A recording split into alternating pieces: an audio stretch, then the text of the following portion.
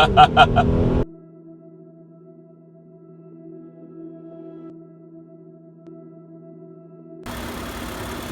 to keep away, remain a long time distance, but always get me in the end.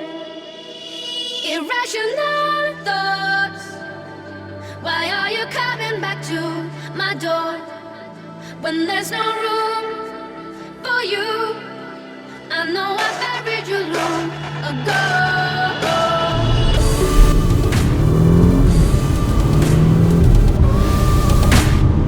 Welcome guys to the 2018 Audi A7 with its overwhelming beauty from all angles, especially when it comes in that brilliant black, as Audi calls it. It's a hatchback, so yes, this car might not be for everybody's cup of tea, but there's a great market for this, especially when it comes in a hatchback. More on that later, but this car is one of those cars that looks good from any angle, well, at least for me. And they have the beautiful curves and the lines, the shapes, it all just flows like, you know, like kind of like form follows function, you know, like all those supercars. Anyways, I'm going to be making a lot of reference here to the G80 Sport, since I drove that previously, and also the Cadillac CT6 and the likes of which. I'm going to make a full review of this CT6 later on in the future.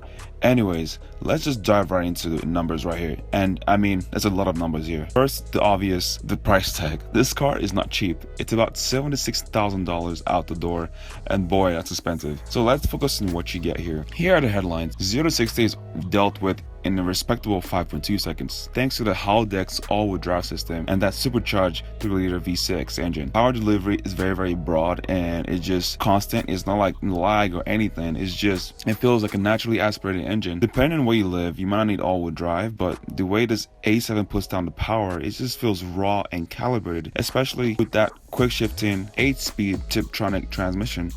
For technology and comfort, you get heads-up display. This trim model I'm driving doesn't have heads-up display, but it comes with that option. You also have HID headlights as well as daytime running light, dual climate control zones, heated front seats, navigation, and yes, this car supports Apple CarPlay and Android Auto. Button start comes standard, and pretty much all the goodies you expect in a car of this price point. Personally, I do like Audi's almost clinical attention to detail, and symmetry. For all you OCD freaks out there, this car will be right at home for you, especially when sitting either in the passenger seat or in the driver's seat, especially with that beautiful folding screen. Onto that beautiful folding navigation screen. It's touchscreen, and it's just nice to know, like, you just bestow that if you don't want to use it. This screen is not new for the A7, but it's nice to know that Audi kept that there. And also, if you don't like that, like the screen there or not, there's also a button to push it as it just folds back into the dash when you finish showing off to your friends. Speaking of showing off, that rear spoiler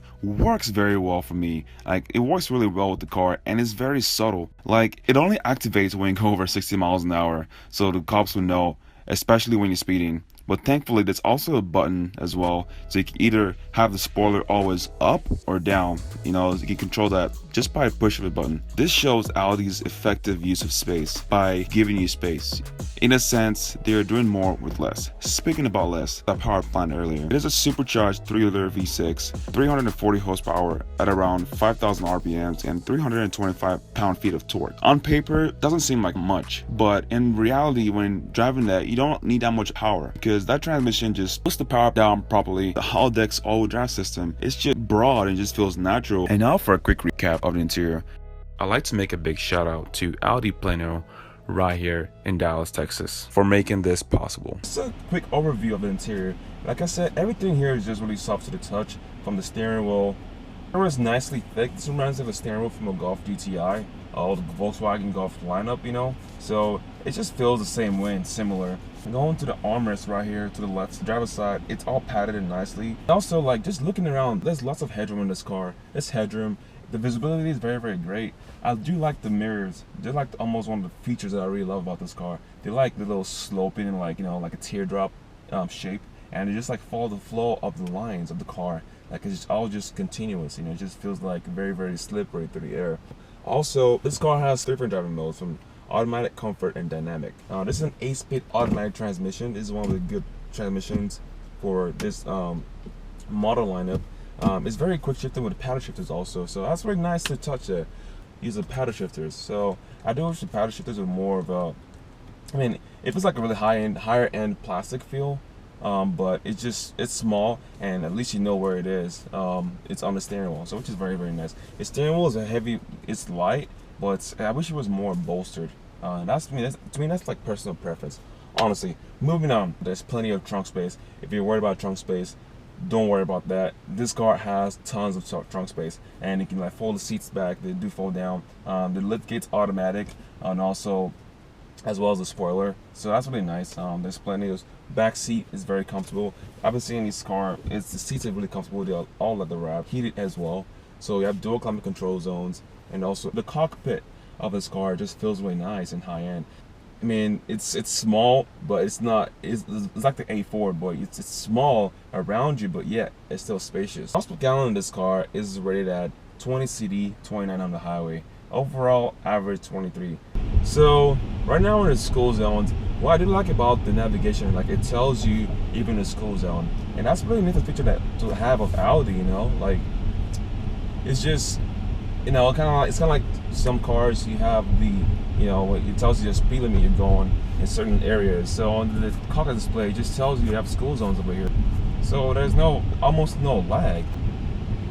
The steering feel, it's so light and precise. Just point with those darts wherever you want the car to go to. It's civilized just on the streets. Maybe it is underpowered, but on the bright side, you don't have to use all that power all at once. The power is just there at any RPMs until you rev it out. It's just more of a cruiser, because recently I drove a Cadillac CT6, which I made to upload a video, and this is not a sleeper. This car looks the part. It's all just comes out in the quality, because this car just feels pure and natural to drive. And you have the powertrain, the transmission, comes together as a really cohesive vehicle. We're in the market for a sedan, mid-size sedan, and don't really care about power. Maybe this car will be good enough for you. But mind you, this car is about in the BMW M4 territory. It's only a V6, because that makes about 470 horsepower, and it's $81,000. So now the question is, where does this car fit in all that category? You have the CT6 sedan, G80 Sport, the M4. But then again, it depends on really what you want and what suits your needs. This one can fit 4 people in this car. It's a family car. And also, so is the CT6 Cadillac. So again, depends on what you want eventually, and how you're gonna use this car. This car could be a daily driver, and so is the M4, but this one is more of just like a street car, doing more with less. It's not fast, it's just really, really quick. Then again, it's a holodeck all-wheel drive system. So that just pulls the car, and you have a broad linear torque curve, and it just goes. Is it worth it? Maybe. It might be a little bit too pricey, but then again, it's like the executive package that BMW has, but this is more all around the car. This is more obvious, and it's so subtle too. This car keeps everything just low profile. It doesn't scream. You have the rear wing that comes up at like certain speeds, and that's just it. There's no like fender flares and wheel archer flares and all that. It's just very, very subtle and just unique in its own way.